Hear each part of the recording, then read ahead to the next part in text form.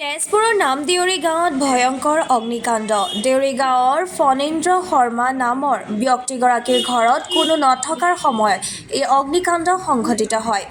Short চাৰ্কিটৰ ফলত জুই সূত্ৰপাত হোৱাৰ সন্দেহ। অগ্নি নিৰ্বাপক বাহিনী উপস্থিত হৈ জুই নিৰ্বাপন কৰে।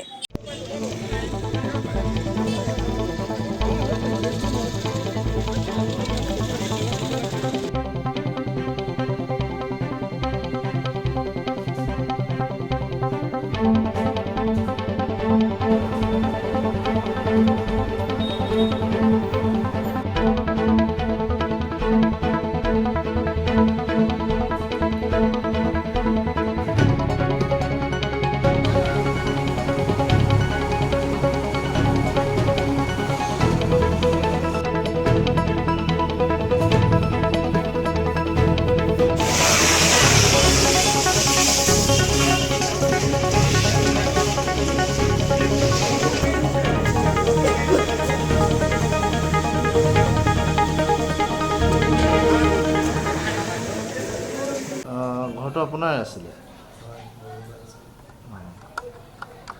কেনেকৈ লাগিলে? এইটো ভাবিছোঁ শ্বৰ্ট চাৰ্কিটৰ পৰাই হৈছে বুলি। ঘৰত নাছিল নেকি কোনো? আমি ঘৰতে সৰস্বতী পূজাতে ওলাই গৈছিলোঁ। আধা ঘণ্টামান আগতে ওলাই গৈছিলোঁ।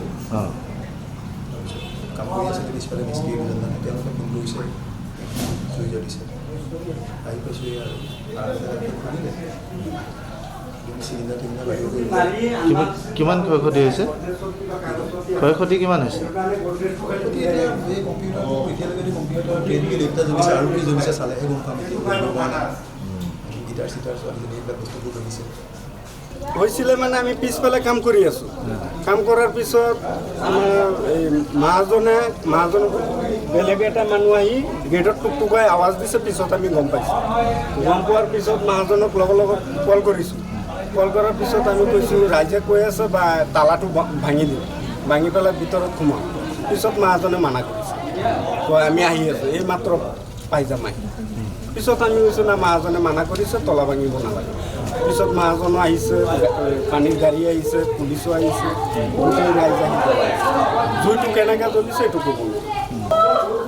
এই জেগাৰ নামটো দেউৰী গাঁও।